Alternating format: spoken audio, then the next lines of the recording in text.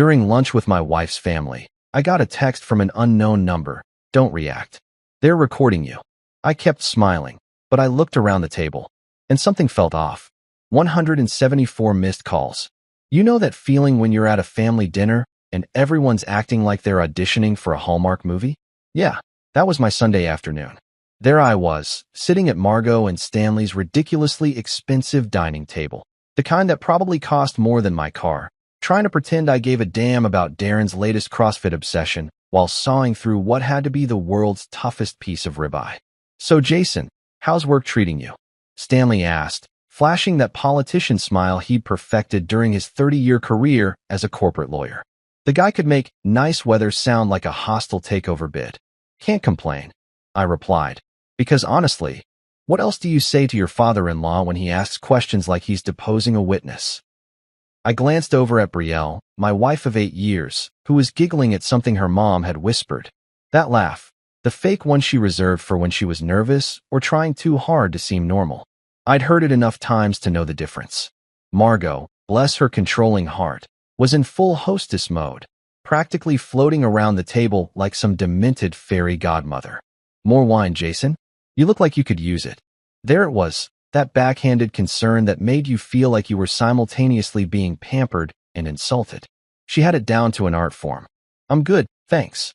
I took another bite of the steak, which was about as tender as my relationship with these people. Layla, Darren's wife, kept shooting me these weird looks like I had toilet paper stuck to my shoe or something. She was usually the normal one in this circus, but today she seemed jumpier than a cat in a room full of rocking chairs. That's when my phone buzzed against my leg. Now, I'm not one of those people who checks their phone during dinner. Brielle had trained that habit out of me years ago with enough passive-aggressive comments to fill a self-help book. But something about the timing felt off. Call it intuition, call it paranoia, but when you've been married into a family that treats Sunday dinner like a board meeting, you develop a sixth sense for when the other shoe's about to drop. I shifted slightly, keeping my face neutral as I glanced down at the screen under the table. Unknown number. No name.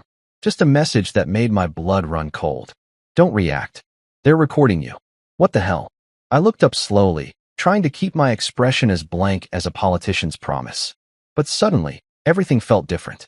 The lighting seemed harsher, the conversation sounded forced, and everyone's smiles looked like they'd been painted on with house paint. Margot was still beaming at me like I was her favorite son-in-law, but now her smile seemed stretched too tight, like plastic wrap over a bowl. Stanley was nodding along to whatever Darren was saying about protein shakes, but his eyes kept flicking toward me like he was waiting for something. And Brielle, my beautiful, neurotic, wine-loving wife, was drumming her fingers against her glass in that nervous rhythm she did when she was lying about something. Tap, tap, tap, pause, tap, tap, tap. I'd heard that beat more times than I cared to count, usually right before she confessed to buying something expensive or forgetting to mention her mother was coming to visit. Earth to Jason, Darren said, and I realized everyone was looking at me. I asked if you wanted to hit the gym with me this week. You're looking a little soft around the edges. Ah yes, there was the Darren I knew and barely tolerated. My brother-in-law, the fitness instructor who thought everyone else's body was his personal improvement project. Normally, I'd fire back with some crack about his protein powder budget, but right now, all I could think about was that text message burning a hole in my pocket. Sure thing, I managed, cutting another piece of steak. Sounds great. The conversation drifted back to its usual topics, the weather, local politics, whose kid was doing what at which expensive private school. But I wasn't really listening anymore. I was watching. Margot kept glancing toward the living room like she was expecting someone. Stanley's phone was face down on the table, but I could see the edge of something, maybe an app, glowing through the case. Layla was barely touching her food, just pushing it around her plate like she was playing with evidence. And that's when it hit me. The feeling I'd been trying to ignore for months. The sense that conversation stopped when I walked into rooms. The way Brielle's family always seemed to know things about my schedule that I'd never told them. The strange questions about my work stress, my sleep patterns, my moods. They weren't just making small talk. They were gathering intel. My phone buzzed again. Same unknown number. Check behind the family photos when you get home. Top shelf, living room. You're not paranoid. I almost laughed out loud. Almost. Because if there's one thing worse than finding out your family thinks you're losing your mind, it's finding out they might be right. But this felt different. This felt like someone was finally confirming what I'd been sensing for months. Jason, you okay? Brielle's voice cut through my thoughts. You look a little pale. Everyone was staring at me again. 6 pairs of eyes, all focused on my face like I was a science experiment that might explode at any moment. The concern in their voices sounded genuine enough, but there was something else underneath it. Something that felt like anticipation. Just tired, I said, forcing a smile. Long week at work, you know how it is. Of course, Margot said, reaching over to pat my hand. You work so hard, honey. Sometimes I worry you're pushing yourself too much. There it was again, that fake concern wrapped around what felt like an accusation. Like she was planting seeds for some future conversation about my mental health or work-life balance. I'd heard variations of this speech before, usually followed by suggestions about therapy or taking some time off. The rest of dinner passed in a blur of forced conversation and increasingly paranoid observations. By the time we finally said our goodbyes, complete with the usual round of air kisses and promises to do this again soon, I felt like I'd been through a psychological obstacle course. As we drove home, Brielle chattered about her mom's new diet and her dad's golf game, but I barely heard her. All I could think about was that text message and the feeling that my life had just shifted into a completely different gear. One thing was for sure, I was definitely checking behind those family photos when we got home. Because apparently, Sunday dinner just got a whole lot more interesting. You know what they say about curiosity and cats? Yeah, well, sometimes the cat gets more than it bargained for. That night, after Brielle had gone through her usual bedtime routine, face cream that cost more than most people's car payments, teeth brushing that sounded like she was scrubbing grout, and enough pillow fluffing to make a hotel housekeeper jealous, I finally had my chance to play detective. Night, babe. She mumbled into her pillow, already half asleep from the wine and whatever the hell Margot had been slipping into the conversation all evening. Within 10 minutes, she was snoring like a freight train with sinus problems. I waited another 20 minutes, just to be sure. Brielle was many things, beautiful, neurotic, possessive, but she was also a dead sleeper once she went down. A marching band could parade through our bedroom, and she'd just roll over and ask me to turn down the volume in her dreams. The living room felt different in the dark. Every shadow looked suspicious. Every creak of the hardwood floors sounded like a judgment. I grabbed my phone's flashlight and started where that mysterious text had suggested, behind the family photos on the top shelf. We had the usual collection of memories up there. Our wedding photo where Brielle looked like a princess and I looked like I was being held at gunpoint. Some vacation shots from that disastrous trip to Cabo, where it rained for 6 straight days, and a few family portraits where everyone was smiling just a little too hard to be natural. I reached behind the largest frame, the one of Brielle's whole family at last year's Christmas dinner. My fingers found something that definitely didn't belong. Something small, rectangular, and definitely not dusty enough to have been there long. Well, I'll be damned, I whispered, pulling out what looked like a tiny black rectangle with a lens. A camera. A freaking hidden camera, pointed right at our couch, where I spent most of my evenings watching Netflix and complaining about my day. My hands started shaking like I'd mainlined espresso. How long had this thing been there? What had it recorded? Did it have audio? Was someone watching me right now, getting their kicks out of my midnight snack runs and my habit of talking back to true crime documentaries? But that was just the beginning of my fun evening. I found 2 more cameras, one tucked behind a picture of Micah's Little League team, and another one nestled inside what I'd always thought was a decorative flower arrangement. Turns out, Margot's gift of silk roses was more high-tech than I'd given her credit for. Each camera was smaller than a matchbox, but sophisticated enough to make me wonder just how much this little surveillance operation had cost someone. These weren't Amazon specials. This was professional-grade spy stuff, the kind that probably required a manual thicker than a Stephen King novel. I gathered all 3 cameras and sat on the couch, the same couch that had apparently been starring in its own reality show without my knowledge.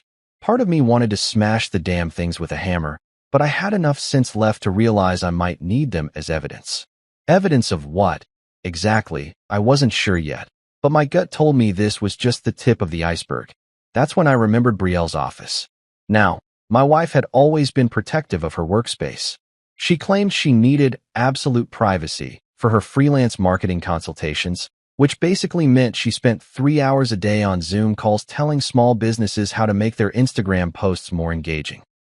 The door was always locked, and she guarded that key like it contained nuclear launch codes. But tonight, privacy was a luxury I couldn't afford. Good thing I'd learned how to pick locks back in college, a skill that had impressed exactly 0 women, but was apparently going to save my sanity tonight. After 5 minutes of delicate maneuvering with a paperclip and a bobby pin I'd stolen from Brielle's vanity, I heard that sweet click of victory. Her office was exactly what you'd expect from someone whose biggest life decision was choosing between oat milk and almond milk for her morning latte. Motivational posters about living your best life, enough succulents to start a greenhouse, and a desk that looked like it had been organized by someone with serious control issues. But her computer, that was where things got interesting. I fired up her laptop, grateful that she'd never been paranoid enough to change her password from our anniversary date. The desktop looked normal enough, but I started digging through folders like a man possessed, and that's when I found it, buried 3 folders deep in a directory labeled Work Projects 2024. A folder named Clips_JW. JW. Jason Williams. My initials. My heart started doing this weird stuttering thing like it couldn't decide whether to stop beating or explode. Inside that folder were dozens of video files, all with timestamps from the past 3 months. The file names read like a psychological profile written by someone with a serious grudge and too much time on their hands. Kitchen_argument_JW_092724.mp4. I remembered that day. I'd been pissed about the electric bill. Garage_phone_call_JW_100324.mp4. The day I'd called my buddy Mike to complain about Brielle's family. Mood_change_JW101524.mp4. This one was just me rubbing my eyes after a long day at work, but the title made it sound like I was having some kind of breakdown. There were dozens more, each one cataloged like evidence in a criminal case. Someone had been watching me, recording me, and apparently building some kind of narrative about my mental state and behavior patterns. The timestamps showed they'd been at this for months, maybe longer. I started copying everything to a flash drive I found in her desk drawer. While the files transferred, I clicked on one of the videos, the one labeled Mood_change. It was just me, sitting at our kitchen table, looking tired and rubbing my temples. Nothing dramatic, nothing crazy, just a guy dealing with a headache after a long day. But watching it felt like seeing myself through a funhouse mirror. Someone had taken a completely normal moment and labeled it like it was evidence of instability. Like they were building a case against me, one mundane moment at a time. The file transfer finished, and I closed everything down, making sure to clear the browser history and delete any trace that I'd been there. As I locked the office door behind me and crept back to our bedroom, one thought kept running through my head on repeat. This wasn't just surveillance. This was preparation. The question was, preparation for what? I slipped back into bed next to Brielle, who was still snoring like a buzz saw with rhythm problems. She looked peaceful, innocent even, her face relaxed in sleep. But now I couldn't help wondering.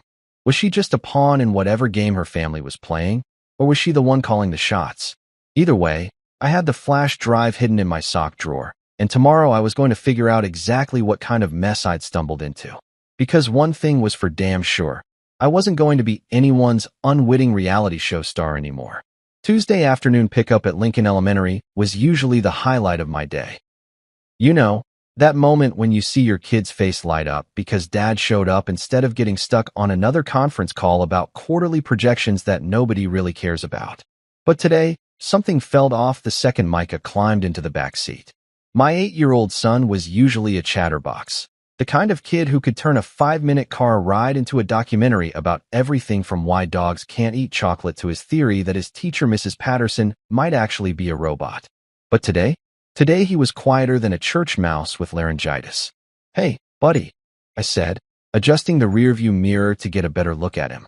"How was school? Did Tommy bring those Pokemon cards he was bragging about?" "It was okay," he mumbled, staring out the window like the suburban landscape of our neighborhood contained the secrets of the universe. That was it. No elaborate story about recess drama or complaints about cafeteria pizza. Just okay. Red flag number 1. We were about halfway home when I noticed him fidgeting with his backpack. Not the usual kid fidgeting. This was nervous energy, like he was carrying something he wasn't supposed to have. Maybe contraband candy from his buddy's lunch trade, or one of those stupid slime toys that every parent pretends to hate, but secretly thinks are pretty cool. "What's in the bag, kiddo?" I asked, trying to keep my voice casual. "New homework assignment? Please tell me Mrs. Patterson isn't making you build another volcano.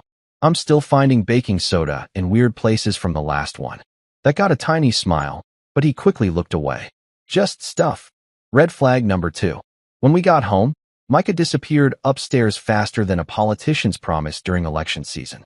I could hear him in his room, moving around like he was either cleaning or hiding something. Since my son's idea of cleaning usually involved shoving everything under his bed and calling it a day, I was betting on hiding. I gave him 20 minutes before I knocked on his door. "Hey, Micah, you hungry? I was thinking about making those grilled cheese sandwiches you like. The ones with the fancy cheese that costs more than my college textbooks used to." "Not hungry," came the muffled reply. Now I was officially worried. Micah turning down grilled cheese was like me turning down a cold beer after dealing with Brielle's family. It just didn't happen in the natural order of things. I pushed the door open gently. He was sitting on his bed, backpack beside him, looking like he was wrestling with the kind of problems that shouldn't exist in an 8-year-old's world. His sandy hair was sticking up in that way it did when he'd been running his hands through it, and his usually bright eyes looked tired. "Micah, what's going on? You're acting like you've got the weight of the world on your shoulders, and last I checked, that was supposed to be my job." He looked up at me with those big brown eyes, the ones he'd inherited from Brielle, and I could see he was struggling with something. Finally, he reached into his backpack and pulled out a folded piece of paper. "Someone put this in my backpack," he said quietly, handing it to me like it might explode. My hands were steadier than they had any right to be as I unfolded the paper. The message was typed, not handwritten, in a font that looked like it came from every generic computer in America. "Be careful. They're using your boy." The air in the room suddenly felt thicker than peanut butter. I stared at the note, reading it 3 times before the words really sank in. Someone, the same someone who'd been texting me warnings and apparently knew about the cameras in my house, had gotten close enough to my son to slip him a message. "Micah," I said, fighting to keep my voice calm. "When did you find this?" "During lunch," he said. "It was just there, in my backpack when I went to get my sandwich." He looked scared now, and that made something primal and protective flare up in my chest like a wildfire. "Dad, what does it mean? Who's using me? For what?" I sat down on his bed and pulled him close, trying to figure out how to explain something I didn't fully understand myself. "How do you tell your kid that his grandparents might be playing some kind of twisted game that involves him as a pawn?" "I'm not sure yet, buddy," I said honestly. "But I need to ask you something, and I want you to tell me the truth, okay? Have Grandma Margot or Grandpa Stanley said anything weird to you lately? Maybe asked you questions about me or Mom?" Micah shifted uncomfortably, and I could practically see the internal battle playing out on his face. Kid loyalty versus truth-telling. It's one of those impossible positions children shouldn't have to navigate. "Well," he said slowly, "Grandma did say something kind of strange last weekend when Mom took me over there for lunch."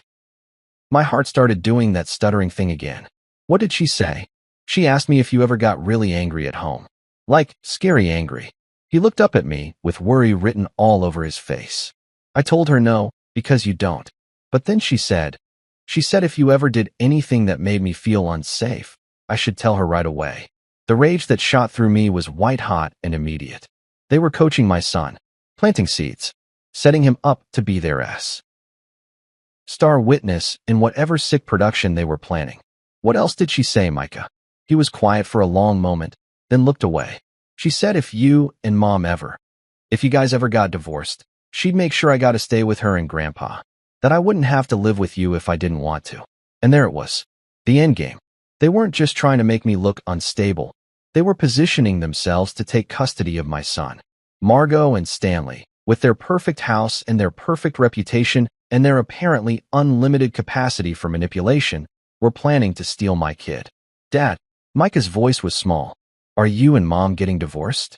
I pulled him closer, breathing in that kid smell of playground dirt and grape juice. "I don't know, buddy, but I want you to know something, okay? No matter what happens, No matter what anyone tells you, I will never stop fighting to be your dad. You're the best thing that ever happened to me, and nothing, absolutely nothing, is going to change that. That evening, after Micah was asleep and Brielle was in the shower, I sat in my car in our driveway and made the most important phone call of my life. I'd gotten the number from a colleague whose messy divorce had taught him more about family law than anyone should have to know. Rowe Family Law, this is Giselle Rowe. Ms. Rowe, my name is Jason Williams, and I think my in-laws are trying to steal my son. There was a pause, then, Mr. Williams, how soon can you get to my office? And bring whatever evidence you have. 2 hours later, I was sitting across from a woman who looked like she could stare down a tornado and ask it to please keep the noise down. Giselle Rowe was exactly what I needed. Sharp, no nonsense, and apparently unimpressed by wealthy in-laws who thought they could buy their way to whatever they wanted. She watched the videos I'd copied from Brielle's computer, read the note that had been slipped to Micah, and listened to my story without once looking like she thought I was crazy. Mr. Williams, she said finally, you're not paranoid. You're under attack, and we're going to shut this down before it goes any further. Within 72 hours, we had a no-contact order. Margot and Stanley were legally prohibited from being alone with Micah, from contacting him at school, and from discussing custody arrangements with him. For the first time in months, I felt like I could breathe again. But I should have known they wouldn't go down without a fight. You know what they say about poking a sleeping bear? Well, turns out when you serve a no-contact order to a control freak like Margot, you don't just wake the bear, you give it a law degree and a serious grudge. I should have seen the retaliation coming, but honestly, I thought even they had some limits. Shows what I know about underestimating people who think Sunday dinners are strategic planning sessions. It was Thursday morning, and I was running late for work because Micah had decided that today was the perfect day to have an existential crisis about whether his socks matched. You know how kids are. They'll wear the same Superman shirt for 3 days straight, but suddenly become fashion critics when you're trying to get out the door.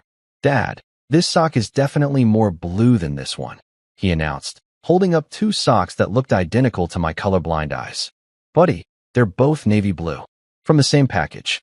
That I bought yesterday, I said, grabbing my keys and trying not to think about how this was the kind of normal parenting moment that Margot and Stanley were trying to steal from me.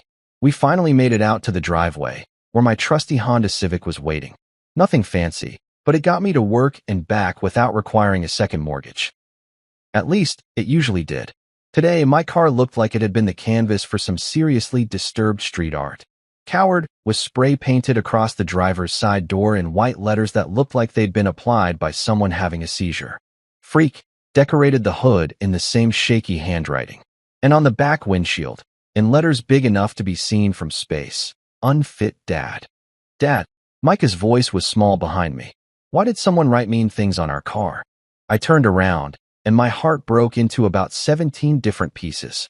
My kid was standing there with his backpack hanging off one shoulder, his perfectly matched navy socks peeking out of his sneakers, staring at his dad's vandalized car like it was evidence that maybe the mean things were true. This was exactly what they wanted.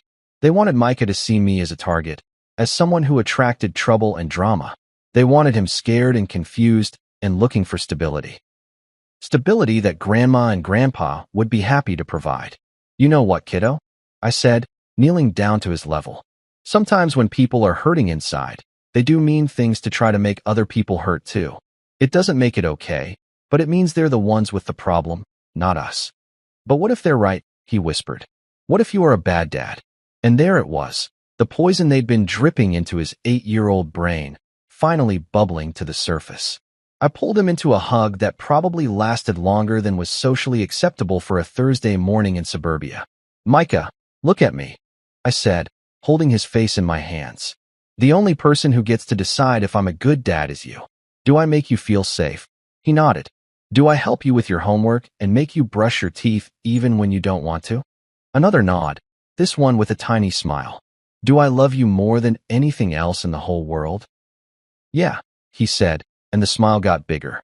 Then I'm exactly the dad I'm supposed to be. Some grown-ups are just really bad at handling their feelings, and they take it out on people like us. But we're tougher than some spray paint, aren't we? I called my boss and told him I'd be late due to a family emergency involving vandalism, which sounds way more dramatic than it actually was, but got me the morning off without questions. After dropping Micah at school with extra hugs and reassurances, I came back home to document the damage. Good thing I'd had the foresight to install a security camera above our garage 2 days earlier. Call it paranoia, call it preparation, but something had told me that serving legal papers to people who thought surveillance was a family hobby might result in some pushback. That night, after Micah was asleep and Brielle was doing her nightly skincare routine that probably involved more chemicals than a science lab, I sat down with my laptop to review the footage. I fast-forwarded through hours of nothing, just our quiet suburban street doing its quiet suburban thing. Then, at 2:47 a.m., a figure appeared in the frame. Someone in a dark hoodie, moving with the kind of purpose that screamed, "I'm definitely up to no good." They had a can of spray paint in one hand and what looked like a piece of paper in the other, probably using it as a stencil to make sure their hateful message was legible. The figure worked quickly, efficiently, like they'd planned this out. No hesitation, no looking around nervously. This wasn't some random act of teenage rebellion or a case of mistaken identity. This was personal, calculated, and mean as hell. But here's the thing about security cameras. They see everything, even when you think you're being clever. As the vandal finished their artistic masterpiece and started to walk away, they pulled back their hood for just a second to check their work. And there she was, clear as day under the streetlight. Margot, my own mother-in-law, dressed like some kind of suburban ninja, spray painting hate speech on my car while my family slept inside. The woman who'd spent 8 years telling everyone what a wonderful addition to the family I was, who'd given speeches at our wedding about love and acceptance, had just committed a crime to try to make me look unstable. The irony was so thick you could cut it with a knife. I saved the footage to 3 different drives and emailed copies to Giselle Rowe before I even had my morning coffee. By 9 a.m., she was on the phone with the court clerk. By noon, the footage was part of our official case file. But the vandalism was just the opening act in what was turning out to be a full-scale assault on my sanity. Brielle started acting stranger by the day, asking questions that felt more like interrogations than conversations. "How was your therapy session this week?" she'd ask over dinner, even though I wasn't in therapy. "Did you remember to take your medication?" she'd say in front of Micah, even though the only medication I took was the occasional Advil for headaches. "You seem really stressed lately. Maybe you should talk to someone," she'd suggest, usually right after I'd expressed any normal human emotion like frustration or tiredness. It was like she was reading from a script titled, "How to Make Your Husband Sound Crazy in Front of Your Kid." Every conversation felt like a trap, every question felt loaded, and every day I could see her getting more nervous. Not about what her family was doing to me, but about what I might do back. The worst part was watching her struggle with it. I'd catch her looking at me sometimes with this expression that was half fear, half guilt, like she knew exactly what was happening but couldn't figure out how to stop it. Or maybe didn't want to stop it. At this point, I honestly couldn't tell the difference. One night, after she'd spent dinner asking me about my anger management in front of Micah for the 3rd time that week, I cornered her in our bedroom. "Brielle, what the hell is going on? Why are you talking to me like I'm a ticking time bomb?" She looked away, fidgeting with her wedding ring the way she did when she was about to lie about something. "I'm just worried about you. You've been so intense lately." "Intense? My car got vandalized by your mother. Your family's been spying on me for months, and they're trying to convince our son that I'm dangerous." "Yeah, I'm a little intense. But that doesn't make me crazy. Maybe if you just, I don't know, apologize to my parents? Tried to work things out." And there it was. She wanted me to roll over, to pretend the cameras and the manipulation and the spray paint were all just a big misunderstanding. She wanted me to go back to being the convenient son-in-law who smiled and nodded and let her family treat him like a supporting character in their own personal drama. But here's the thing about fighting for your kid. Once you start, you can't stop. Not when you're right. Not when they're wrong. And definitely not when they're stupid enough to commit crimes on camera. The war was just getting started at F. You know what they say about revenge being a dish best served cold? Well, I was about to serve up a 5-course meal that had been chilling in my mental refrigerator for weeks. Sometimes the best way to deal with people who think they're playing chess while you're playing checkers is to flip the whole damn board and show them you've been playing poker this entire time. The plan came to me on a Tuesday night while I was helping Micah with his math homework and listening to Brielle on the phone with her mother, discussing Jason's recent behavior patterns like I was some kind of lab experiment. That's when it hit me. If they wanted to study me, document me, and analyze me, then by God, I was going to give them something worth analyzing. Honey, I said to Brielle after she hung up, using that sweet voice I reserved for when I was about to suggest something that sounded reasonable but was actually completely insane. I've been thinking. Maybe you're right about trying to work things out with your family. The look of relief that washed over her face was almost enough to make me feel guilty. Almost. But then I remembered the spray paint and the cameras and my 8-year-old asking if I was a bad dad, and the guilt evaporated faster than beer at a college party. Really? She said, like I'd just told her I'd found the cure for cancer in our garage. You mean it? Absolutely. In fact, why don't we invite everyone over for dinner this weekend? My treat. I'll cook. I'll clean. I'll even break out the good wine. I paused for effect. It's your dad's birthday next week, right? We could make it a celebration. Brielle practically bounced off the couch. Oh my God, Jason, yes. Mom will be so excited. And Dad's been feeling really bad about the whole misunderstanding. Misunderstanding. Right. Because secretly recording your son-in-law and trying to manipulate your grandson is just a simple case of miscommunication. But I smiled and nodded like the supportive husband I was pretending to be. Great. Let's do Saturday night. Tell them 7 o'clock, and that I'm planning something special. Oh, I was planning something special, all right. The next 3 days were a masterclass in preparation. I called my buddy Jonah, who ran a small tech company and owed me a favor from when I'd helped him move his entire office setup during his divorce. Jonah was the kind of guy who could make your toaster smart if you gave him enough time and coffee. So let me get this straight. Jonah said when I explained what I needed. You want me to rig your dining room with a wireless projector system and hidden speakers, all controlled by your phone, so you can surprise your in-laws during dinner? That's exactly what I want. Think you can do it without them noticing? Brother, I once installed a whole home theater system while my ex-wife was at her book club. This is child's play. But are you sure about this? Because once you press that button, there's no going back. Jonah, they've been recording me for months. Turnabout is fair play. Saturday arrived with all the fanfare of a funeral march. I spent the day cooking like my life depended on it. Herb-crusted lamb, roasted vegetables, homemade bread, chocolate mousse that took 3 hours to set properly. If this was going to be my last supper with Brielle's family, I was going to make it memorable for all the right reasons before I made it memorable for all the wrong ones. Micah helped me set the table, chattering about his upcoming school project on volcanoes. He had no idea that his dad was about to create an explosion that would make Mount Vesuvius look like a party popper. Brielle fluttered around the house like a nervous butterfly, changing outfits 3 times and checking her makeup every 5 minutes. You seem really calm, she said, studying my face like she was looking for cracks in my facade. Are you sure you're okay with this? Never been better, I said, and I meant it. There's something liberating about finally having a plan, especially when that plan involves publicly humiliating people who've spent months trying to humiliate you in private. They arrived at exactly 7 o'clock, because punctuality was apparently the one virtue the whole family actually shared. Margot swept in wearing enough jewelry to set off a metal detector. Stanley followed in his standard-issue patriarch uniform of khakis and a polo shirt, and Darren and Layla brought up the rear looking like they'd rather be literally anywhere else on earth.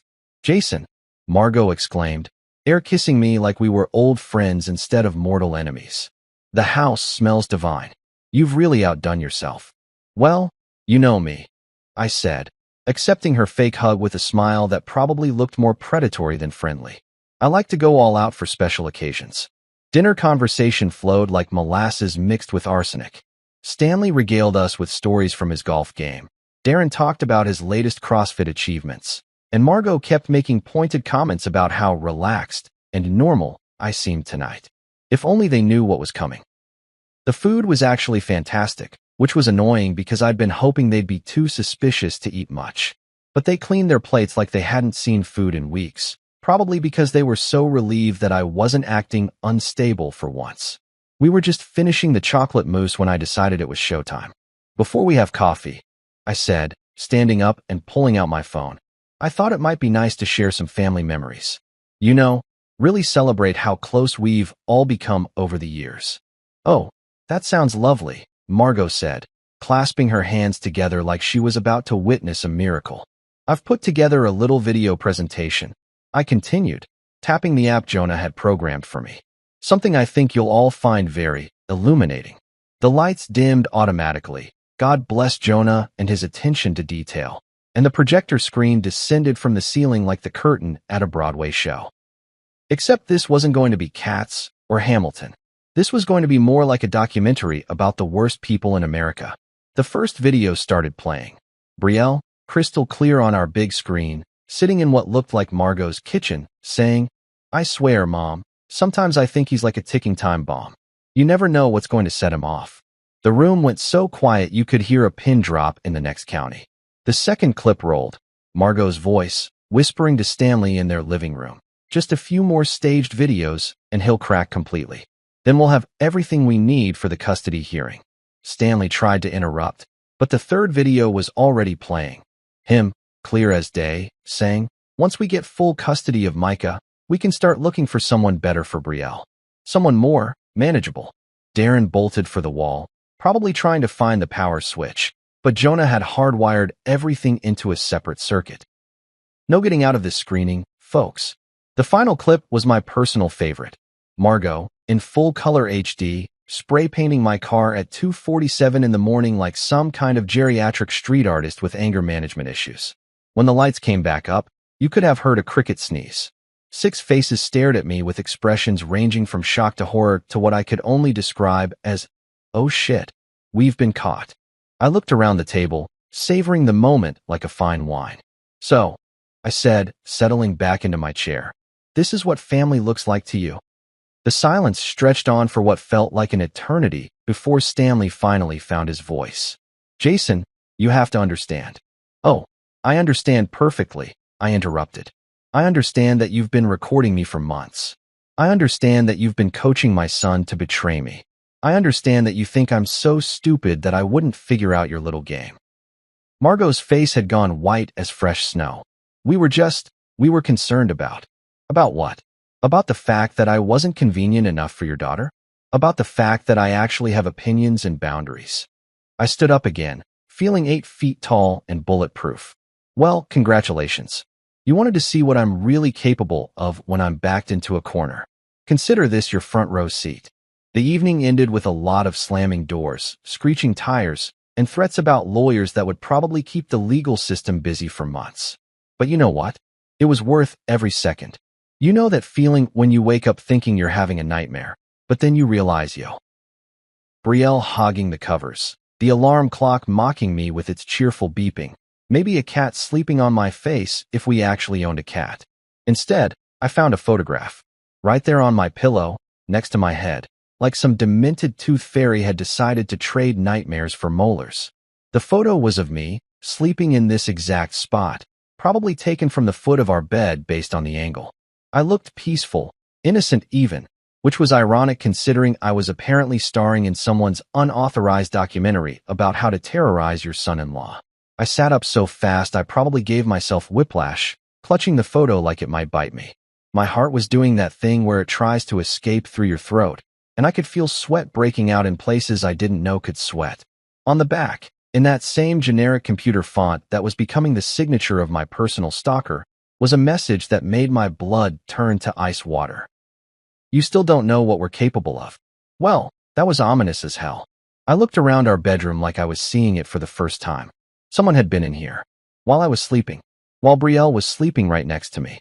They'd gotten close enough to take a crystal clear photo and leave me a little love note. All without either of us noticing a damn thing. That's when the real panic set in. Not the, "oh no, I'm late for work," kind of panic, but the primal, lizard brain panic that makes you want to grab your kid and run for the hills. Someone had violated the one place in the world where I was supposed to feel safe, and they'd done it so easily, it was like they had a key to our front door. "Brielle." I shook her shoulder, probably harder than I should have, but subtle wasn't really an option at this point. She mumbled something about 5 more minutes and coffee, the way she did every morning when consciousness was still optional. "Brielle, wake up. Now." Someone was in our house. That got her attention. She sat up, hair looking like she'd been electrocuted, squinting at me like I was speaking ancient Greek. "What are you talking about? What time is it?" I showed her the photo. Watching her face change from sleepy confusion to wide-eyed terror was like watching someone realize they're in a horror movie and they're definitely not the final girl. "Oh my God," she whispered, staring at the image. "When? How did?" "Jason, what the hell is happening?" "Good question. I wish I had a good answer."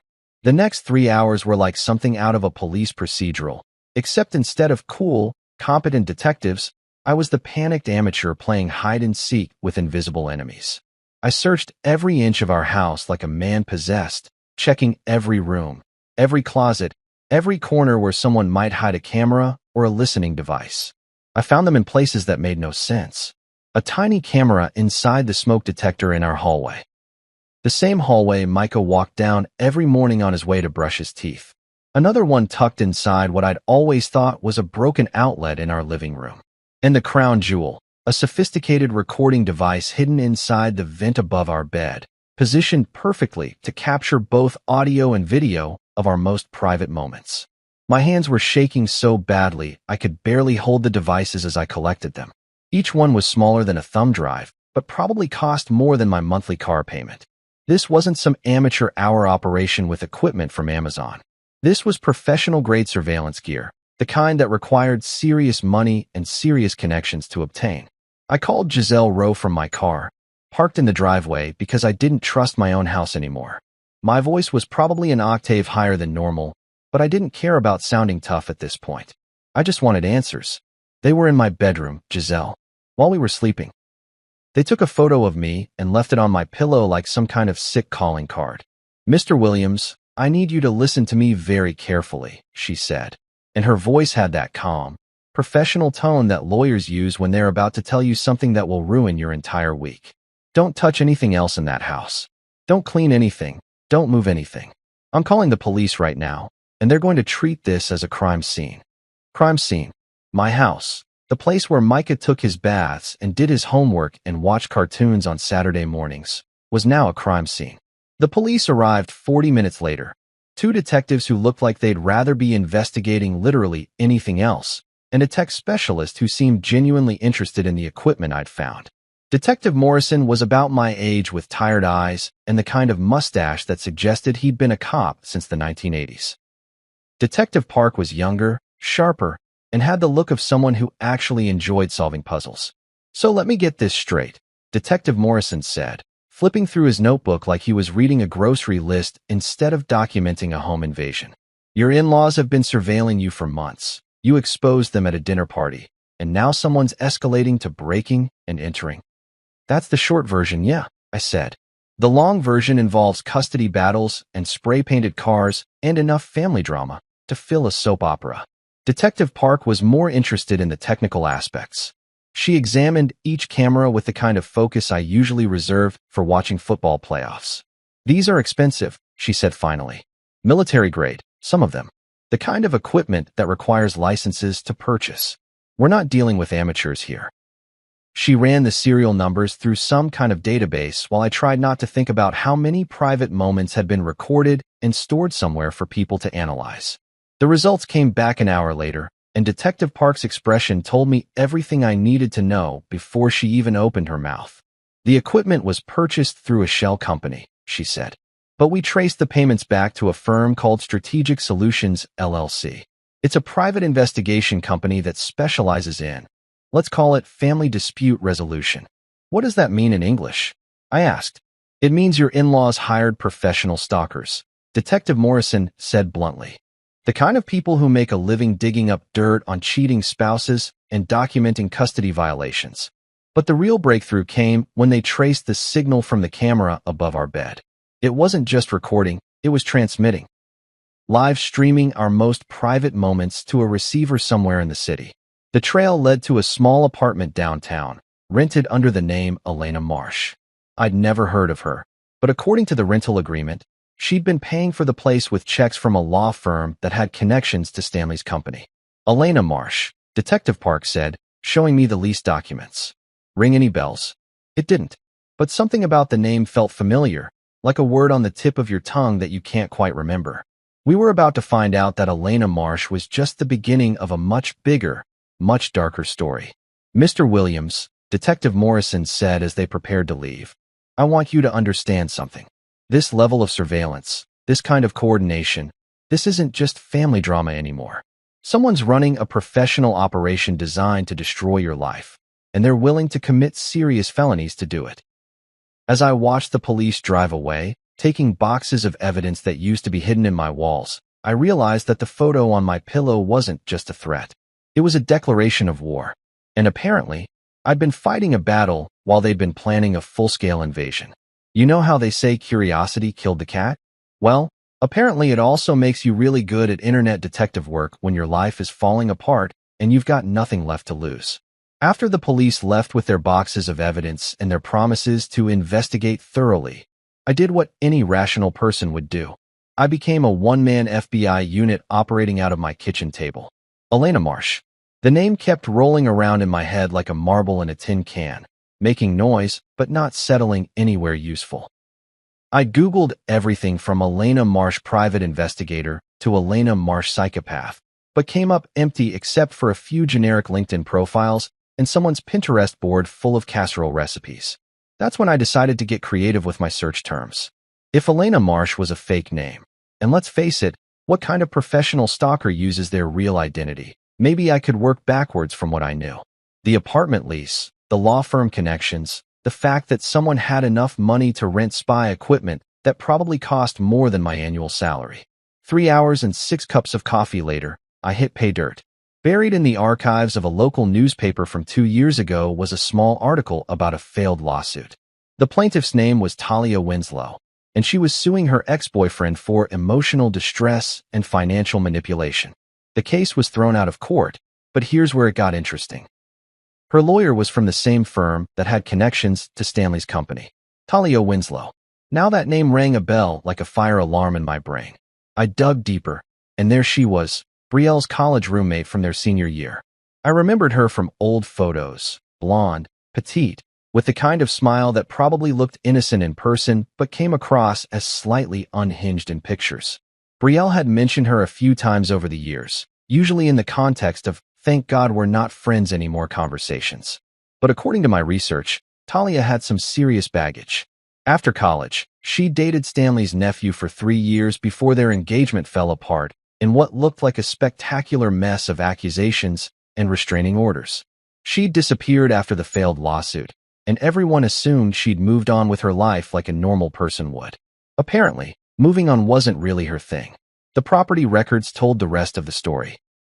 6 months ago, while I was obliviously living my life and thinking my biggest problems were Micah's homework habits and Brielle's wine budget, Elena Marsh, aka Talia Winslow, had somehow managed to get Brielle to sign papers transferring partial ownership of our house to her.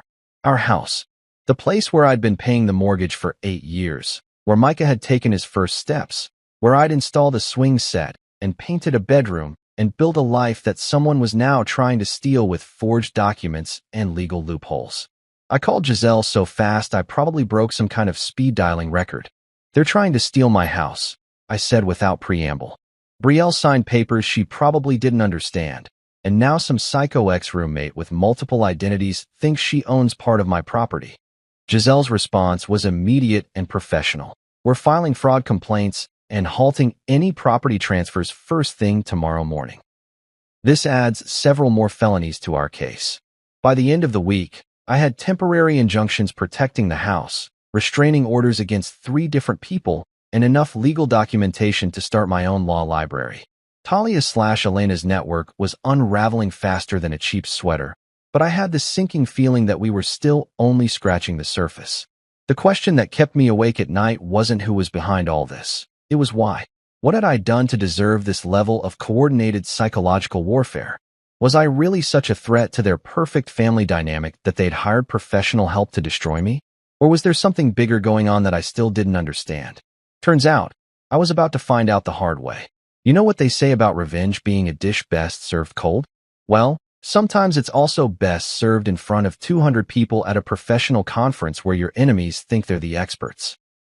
Stanley and Brielle had signed up to speak at some fancy parenting symposium downtown, probably months before they realized their favorite hobby of psychological warfare was about to bite them in their perfectly manicured asses. The event was called Modern Co-Parenting, navigating emotional stability in divided families, which was ironic enough to make me laugh out loud when I saw the flyer. These people had turned family dysfunction into performance art, and now they were going to teach other people how to do it better. I bought a ticket under a fake name. 2 could play the false identity game, and spent the morning of the event preparing what I liked to call my presentation materials.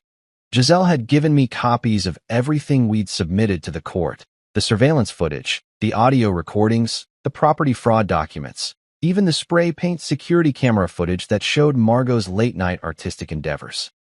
The conference was held at the Marriott downtown, in one of those generic ballrooms that smelled like coffee and broken dreams.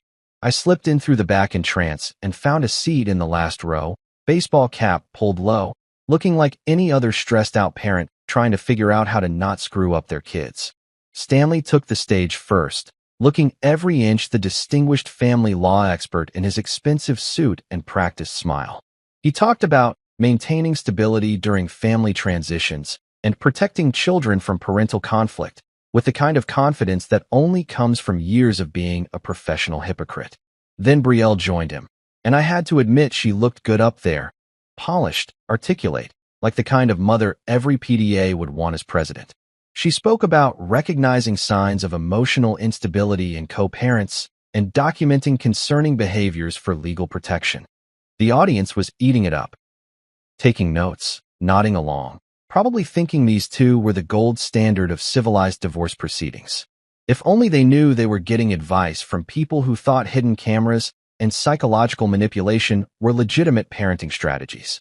When they finished their presentation and opened the floor for questions, I stood up slowly, pulling the flash drive from my pocket.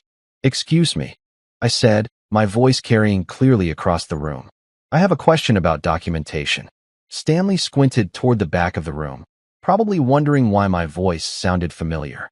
Brielle's smile faltered just slightly when she realized who was standing in her audience. "I was wondering," I continued, walking toward the front of the room while pulling out my laptop, "if you could share some examples of the documentation techniques you've been discussing, because I happen to have some excellent samples of your work."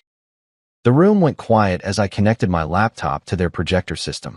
Security started moving toward me, but I was faster.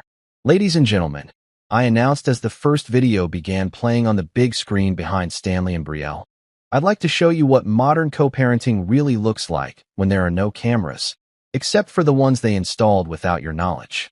The footage rolled, Brielle calling me a ticking time bomb, Margot planning my psychological breakdown, Stanley discussing custody strategies like a military operation.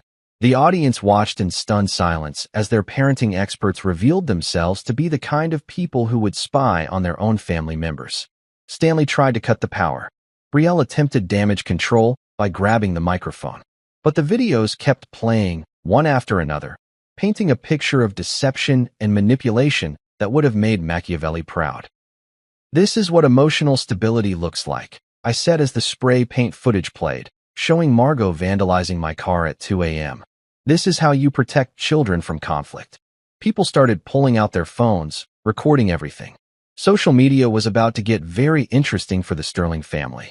When the last video finished, the ballroom was dead silent except for the sound of Stanley and Brielle's reputations crashing and burning in real time. "Any other questions about documentation?" I asked the audience.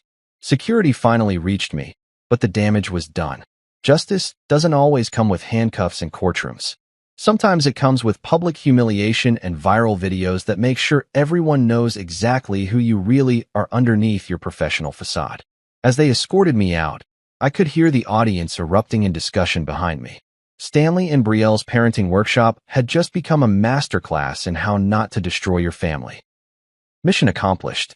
You know that feeling when you think you've won the lottery, but then you realize you're actually in the middle of a horror movie and the real monster hasn't even shown up yet? Yeah, that was my Tuesday afternoon.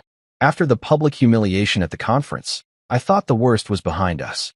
Stanley and Brielle had been exposed, their reputations were in shambles, and social media was having a field day with hashtags like #SpyCamFamily and #PsychoInlaws. I was actually feeling pretty good about myself, sitting in my kitchen with a beer and scrolling through the viral videos of my impromptu presentation, when my phone rang with an unknown number. "Mr. Williams," the voice said when I answered. It was electronically distorted, like something out of a bad thriller movie. You think you've won, don't you? Who is this? I asked, but I already felt that familiar ice-cold dread creeping up my spine. The line went dead. Then my phone buzzed with a voicemail notification. The message was only 3 seconds long, but it was enough to stop my heart completely. It was Micah's voice, small and scared. It's him. Then silence. I called Micah's school so fast I probably broke some kind of dialing record. He was there, safe in his classroom, probably working on multiplication tables and wondering why his dad sounded like he was having a panic attack over the phone. Can you put him in the office until I get there? I asked the secretary, trying not to sound like a complete lunatic. There's been a family emergency. 20 minutes later, I was holding my son tight enough to probably crack his ribs, checking him over like he'd been in a car accident instead of just sitting through a perfectly normal day of 3rd grade. Dad, you're being weird, Micah said, but he hugged me back anyway. What's wrong? Nothing, buddy. Just missed you today. I wasn't about to tell my 8-year-old that someone had somehow recorded him saying something that sounded like a confession or accusation. The kid had been through enough psychological warfare for one lifetime. That night, after Micah was asleep and I'd checked his room about 17 times, I decided to investigate his tablet. Call it paranoia, call it parental instinct, but something about that voicemail felt too convenient, too perfectly timed to be random. I found it buried in his apps, a program running in the background that I'd never seen before. The icon looked innocent enough, just a cartoon microphone. But when I opened it, my blood turned to ice water.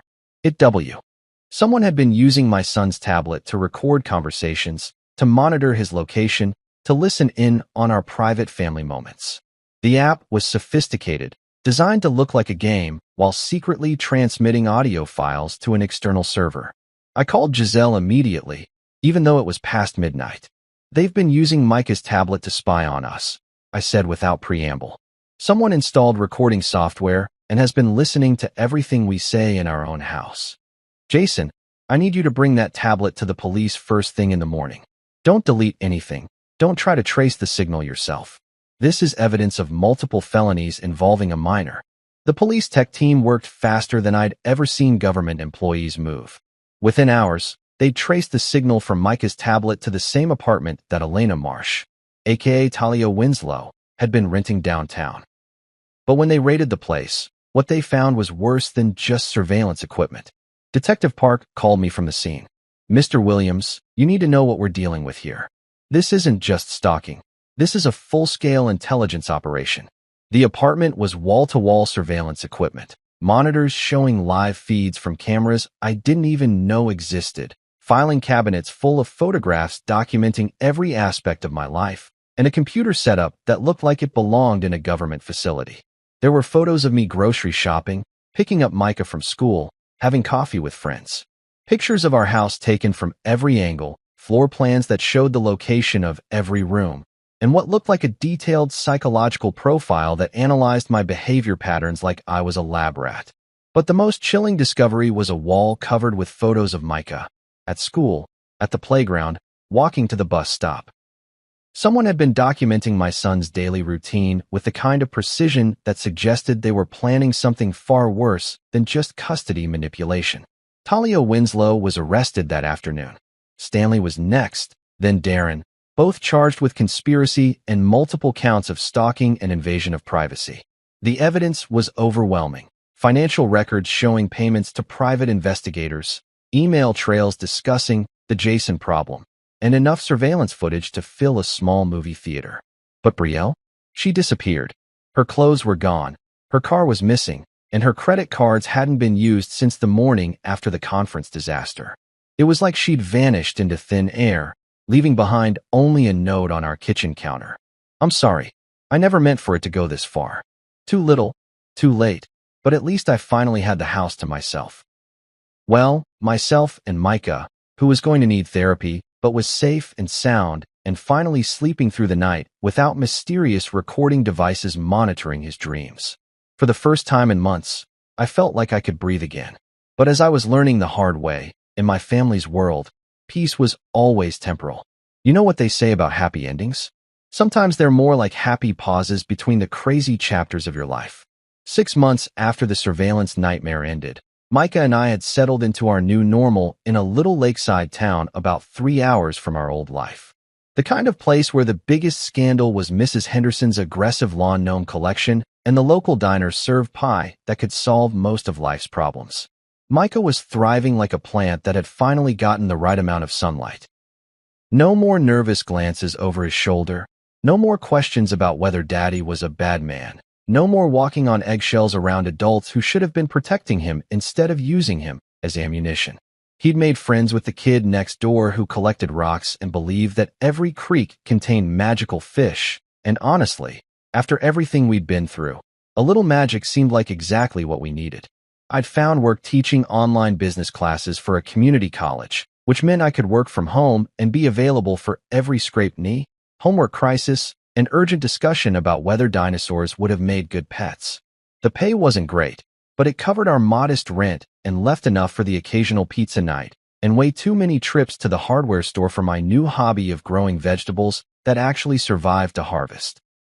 Our little rental house had a garden that looked like it had been designed by someone who understood that sometimes a man needs to dig in the dirt and grow something good after spending months watching his life get torn apart by people with too much money and not enough conscience.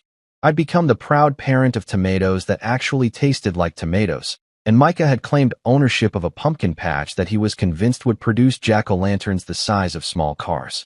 For the first time in what felt like forever, I could sleep through the night without checking the locks 3 times or scanning the room for hidden cameras. Micah had stopped that nervous habit of looking around before he spoke, and our evening conversations had returned to normal kid topics like why homework was invented by evil people and whether we could get a dog that would help with garden security. But here's the thing about surviving psychological warfare. It changes you in ways that don't just go away when the threat disappears. I still found myself checking caller ID obsessively, still got nervous when I saw unfamiliar cars parked on our street for too long, still had moments where I wondered if the peace was real or just another setup for the next round of crazy. And then, on a perfectly ordinary Thursday morning while Micah was at school and I was grading papers that proved college students still couldn't figure out the difference between your and your, a package arrived. No return address, no delivery confirmation, just a small brown envelope sitting on my porch like it had materialized out of thin air. Inside was a single photograph of our new house, taken from across the lake with a telephoto lens that had captured every detail of our morning routine. The angle showed our kitchen window where Micah and I ate breakfast, the garden where we'd spent weekends building our new life, and the dock where we fed the ducks that had become our unofficial pets. On the back, in that same generic font that had haunted my nightmares for months, was a message that made my hands shake. You won the game, but the board is still open. I stared at that photo for a long time, feeling that familiar ice-cold dread creeping back into my chest. Someone knew where we lived. Someone had been watching us, documenting our new life with the same methodical precision that had nearly destroyed our old one. I drove straight to the local police station and handed over the photo, explaining the whole insane story to a sheriff who looked like he'd rather be dealing with drunk tourists and parking violations. He took notes, filed a report, and promised to increase patrols in our area, but I could see in his eyes that he thought this was probably just some ex-spouse drama that would blow over. That night, I burned the envelope in our fireplace and held Micah a little tighter during our bedtime story routine. He didn't ask why I kept checking the windows or why I'd suddenly decided we needed better curtains, and I was grateful for his 8-year-old ability to adapt to his dad's occasional weirdness without asking too many questions. Because here's what I'd learned about monsters: they don't always announce themselves with dramatic music and obvious evil plans. Sometimes they smile with familiar faces and share your last name. Sometimes they hide behind legal documents and family dinners and concern for your well-being. And sometimes they're patient enough to wait until you think you're safe before they remind you that the game is never really over. But you know what? I was ready for them this time. Let them come.